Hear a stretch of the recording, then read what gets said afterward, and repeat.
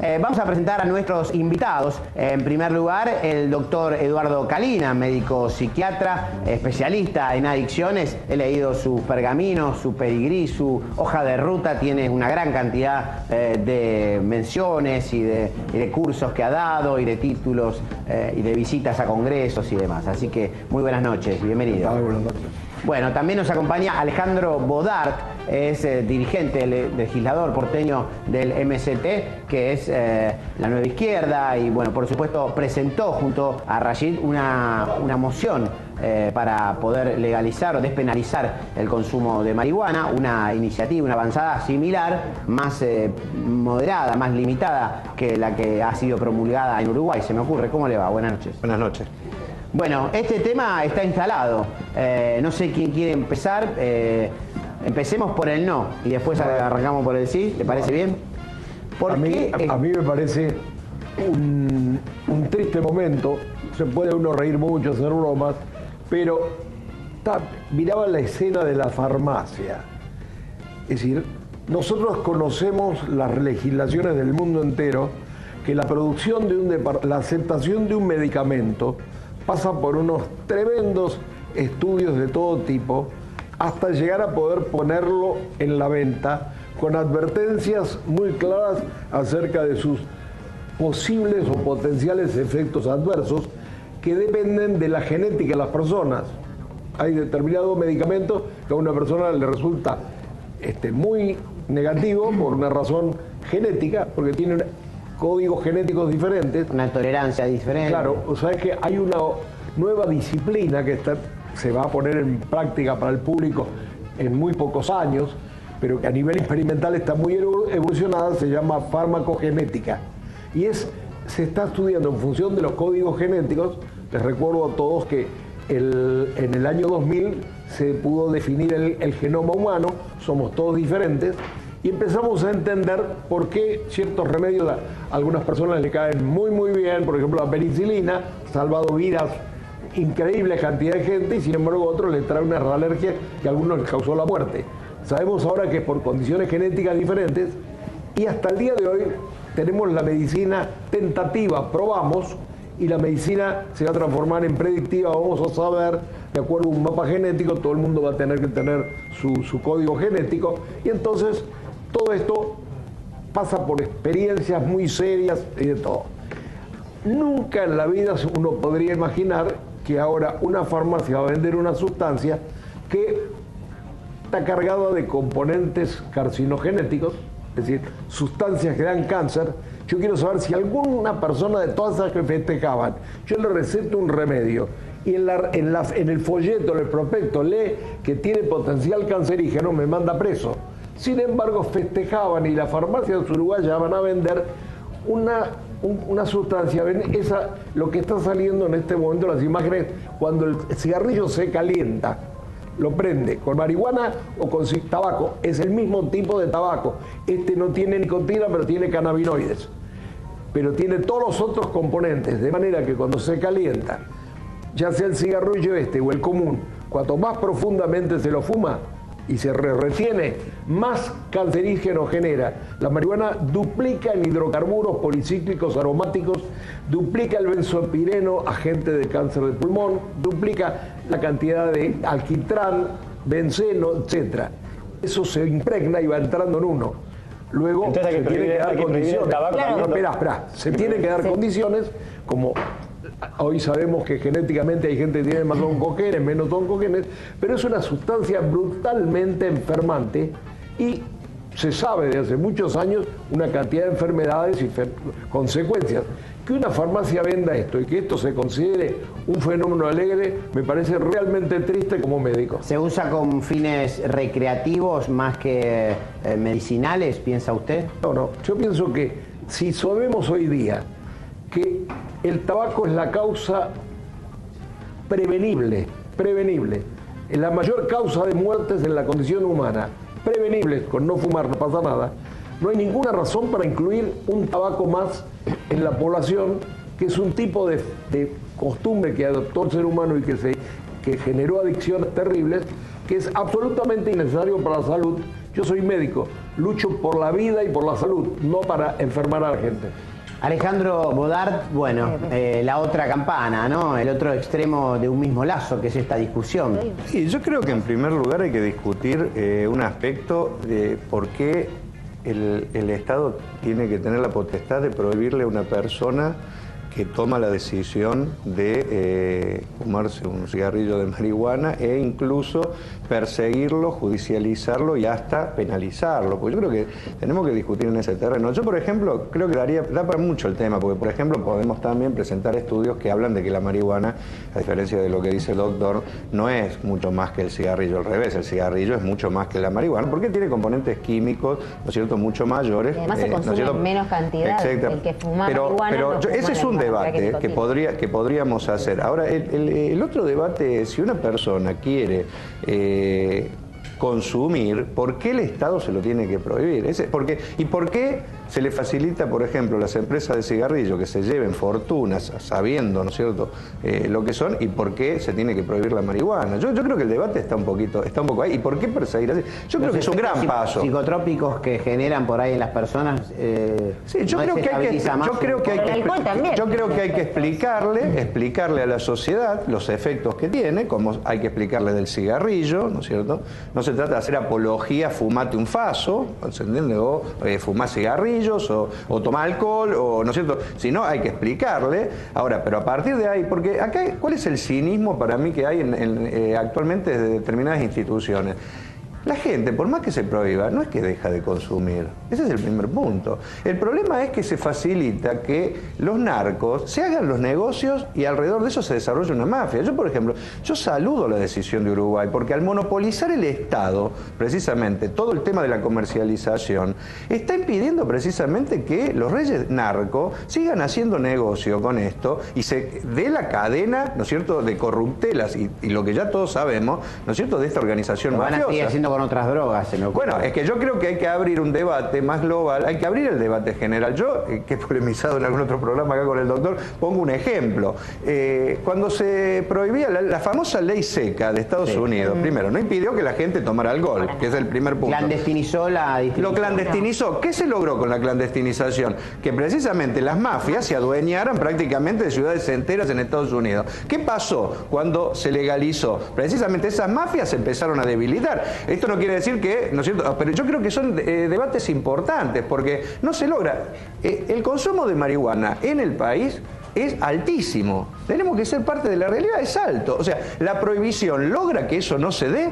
Al revés, yo creo que el cinismo provoca que el Estado, incluso a toda la gente que, por ejemplo, el doctor dice que le puede caer mal la marihuana, ¿no es cierto?, el Estado no se haga cargo de eso. Y yo creo que se tiene que hacer cargo el Estado, porque es un problema de salud, como se hace cargo del tema del cigarrillo, del alcohol, etcétera. No es dejando en la clandestinidad y encima criminalizando a una persona que puede tener una adicción, ¿cómo se soluciona ni el problema social ni el problema de la adicción? Yo creo que el Estado tiene que hacerse cargo de todo eso. Sobre este punto. Déjame decir algo, porque uno de los grandes tragedias de este tema es que la gente conoce poco. Yo me pongo en una posición un poco especial, cumplo ahora 53 años de médico dedicado a esto, soy máster en adicciones, profesor titular en la Universidad de El Salvador, viví estudiando esto. Por ejemplo, la ley seca, debieras estudiar la ley seca, aunque fue mal, pero no tenían experiencia de hacer un trabajo preventivo, esclarecedor. Desde el punto de vista de la salud pública fue fantástico. Se redujo increíblemente las enfermedades que produce el alcohol y el exceso de alcohol. Y en las historias de la mafia es una historia mucho más pequeñita, que el cine la fue glorificando. Y las propias mafias creo que se han dedicado a hacer películas, tantas que ahora han logrado hacer que las mafias sean simpatiquísimas. La importancia de la mafia en Estados Unidos es tremenda. Pero te quiero decir algo, a ver cómo me lo explicas vos. En el año 71, el líder de la extrema derecha norteamericana, Barry Goldwater, candidato a vicepresidente de Nixon, un carcamán de lo más tremendo, dijo: debemos legalizar la marihuana porque es el gran tranquilizador de la juventud norteamericana. Metieron la marihuana en las universidades y acabaron con todas las revueltas universitarias. Y ahora es una bandera de izquierda. ¿Cómo lo entendés? La extrema derecha... Yo no tengo la misma visión de todo lo que pasó. Estuvimos incluso en otro programa ya polemizando sobre lo mismo. Yo no creo que, por ejemplo, todo el proceso, que entre otras cosas permitió que se parara la guerra de Vietnam, por ejemplo, fuera una idiotización por la marihuana. Al revés, creo precisamente que se conquistaron muchas libertades en Estados Unidos a partir de ese movimiento, y ese movimiento jugó un rol fundamental para parar una de las peores porquerías que han existido sobre la Tierra, que es una guerra genocida como la que se dio en Vietnam. No, porque vos lo que decís es, ¿me entendés? Vos lo que decís es que la marihuana provocó en toda la juventud, ¿me entendés? En la década de los 60 los idiotizó, y por esa vía, ¿me entendés? Lograron, claro, los durmió. Cuando no tiene nada que ver. Yo creo que no hay, o sea, la juventud no se va ni a idiotizar ni no idiotizar por este tema. Pongamos el caso holandés como ejemplo. Justo estaba pensando. Un gran país como Holanda tiene legalizada la marihuana en Ámsterdam, y Holanda no se idiotizó justamente. Entonces, me parece que es un buen ejemplo a seguir. Sí, sigue teniendo reyes. Me permite un dato, me parece que es central y nos estamos olvidando. Después le contesto al texto. Sí, no, porque en México se registraron 150.000 muertes. 150.000 muertes relacionadas con el narcotráfico. ¿Cuánta gente muere, usted tiene el dato, por consumo de marihuana en el periodo de un año? Estamos hablando de 150.000 muertes solo en México relacionadas con el narcotráfico. Es una comparación tan poco... no me parece, porque escúchame, usted decía que la mafia es una cuestión de casi simpática. ¿Vos crees que en el Uruguay... Estamos hablando de 150.000 muertos. Yo te voy a contestar, por es una correlación que no tiene nada que ver. No te puedo contestar algo que no tiene nada que ver. También hay accidente de tráfico. Te quiero decir... No, pero estamos hablando de dos hechos vinculados. Sí, consumidores de marihuana que hayan muerto en el mismo periodo... Versus asesinados por el narcotráfico. Vos podrás correlacionar, yo no voy a correlacionar cosas que no tienen nada que ver. Yo te voy a señalar, en el Uruguay, los chicos de 8 años a 18 años, que son los que más consumen marihuana, ¿quién le va a vender eso ahora? El Estado. El Estado el Estado de los menores no. El Estado de los menores no lo vende. Vos vas a parar el narcocomercio habiendo una población inmensa como son los chicos de 8 años a 18 años, van a dejar de consumir. En principio Uruguay erradicó la trata de personas reglamentando la prostitución. Reglamentó el ejercicio de la prostitución, hace controles sanitarios mensuales y evita, entre otras cosas, la trata de personas. En el Uruguay es una población distinta a la de Argentina. Enfrentó la hipocresía de otra manera. Ahora, yo lo que digo es, en serio, no es una chicana, le preguntaba la estadística porque sería interesante comparar cuál es el daño mayor. Si el funcionamiento de las mafias, narcotraficantes, que de película no tienen nada, justo. No, y aparte, ahí. O sí, se hacen películas. No, pero no es ficción. Tienen no es ficción. Zonas tomadas. Porque, en definitiva, si lo que estamos hablando es de reducir daño... La pregunta es, ¿qué produce un daño mayor? Si las mafias narcos, que no solamente asesinan personas, daba ese dato, pero hay otros mucho más severos, modifican economías, estructuras sociales, siembran miedo en poblaciones, ciudades enteras que tienen una situación de supervivencia en función de estar tomadas por el narcotráfico, y expanden la mafia a otros negocios. Por eso pregunto, si ese estado de cosas es preferible al otro. Pero vos conocés que existe un modo de pensamiento, de razonamiento, se llama silogismo, que dice así, por ejemplo: los hombres son seres vivos, los árboles son seres vivos, por lo tanto los árboles son hombres. Vos mezclás metodológicamente cosas que no tienen nada que ver. Es muy difícil conversar así. Cada tema debes verlo en su lugar, no es uno correlacionable con el otro. Es agregar a un desastre como se ha manejado el tema de las drogas en el mundo, porque los políticos no la entienden y no se han tomado el trabajo de entenderlo ni se lo toman, no se estudia ni se consulta a los científicos, lo resuelven políticos como un hecho social general de izquierda o derecha y no se estudia científicamente. Científicamente no hay ningún aval para que estas sustancias se sigan incrementando y llegando a la sociedad y mucho menos a las masas juveniles. ¿Cómo se ha manejado allí y aquí? Los chicos lo han entendido que esto es un cigarrillo bueno. Lo de Holanda tenés que saber que fue una experiencia que se ha ido achicando, restringiendo y con tremendos controles policiales. Holanda no es Argentina. Ayer se restringió. Te voy a contestar. Si no me dejas hablar, no te puedo contestar. Francia, otro de los grandes países que había abierto un poco el juego, lo fue restringiendo en este momento. cada vez más. Suecia lo fue restringiendo cada vez más. En el mundo, en donde se puso frenos al tabaco, y frenos cuanto más firmes son, se fue reduciendo el consumo de tabaco y se fue logrando más. La liberación del tabaco y de todo esto no sirvió en ningún lugar para nada. ¿Por qué ahora la marihuana es una marca de tabaco buena que va a ser liberada, va a ser exitosa? Sí. Esta es una conversación, tenemos posiciones diferentes, vamos a ver qué va a pasar, y conste que Uruguay es un país chiquito y mucho más organizado que el nuestro. Pero esto es un error fenomenal. Veamos lo que ocurre en el futuro. Ya habla Godard que se sale de la vaina por responderle. Dos detalles quizás también para darle un marco a lo que estamos charlando. De lo que se decidió en Uruguay, el consumo va a ser limitado, no es libre, son 40 gramos por mes por persona y van a estar cada uno debidamente registrados para poder controlar que no consuma más de 40 gramos por mes. Y además, para evitar el tema del turismo relacionado con la liberación del consumo, la legalización del consumo de la marihuana, solamente los residentes en Uruguay podrán utilizar esto. Es una aclaración solamente. El que fuma más, solo te le contesto. Yo creo que el que quiere fumar más la compra a la vuelta de la esquina cualquiera de los que venden, que van a seguir vendiendo. ¿Quién se va a conformar? Déjame meter un bocadillo, ¿vale? Porque yo lo que... Una pitada, por lo menos. Yo lo que creo es que acá... Para mí el Estado no se puede desentender de un problema grande como una casa, sino que al revés, tiene que ser un actor dentro de esto. El tema de la prohibición, además de que ataca una libertad individual, porque estamos hablando no es solamente que se prohíbe, se persigue y se criminaliza, digo, esa es la legislación de aquí y en general la que imperaba en Uruguay y en todos los lugares, sino que estamos hablando también de cómo el Estado interviene, porque prohibir implica negar la existencia, y negar la existencia implica que no hay políticas estatales para entender los problemas de salud que pueden traer estas cosas. O sea, hay un gran cinismo para mí, es como el tema aborto, o sea, lo niego primero, después que 500.000 de mujeres se hagan los abortos como pueda con un carnicero, y encima el Estado no se hace cargo. En este tema también pasa lo mismo. Supongamos que, yo creo que el doctor permanentemente exagera, ¿no es cierto?, las 1001 maldades de todo como para que por esa forma argumentar un poco más, pero evidentemente hay mucha gente que le va a caer mal y uno no se trata de promoverlo. Ahora, el Estado tiene que estar ahí como activo para precisamente con esa gente contenerla. Hoy en día nadie puede ir a un hospital en la Argentina y decir, mire, me cayó mal esto, porque automáticamente tienen la obligación en la guardia del hospital de llamar a un policía y por lo tanto el Estado se desentiende.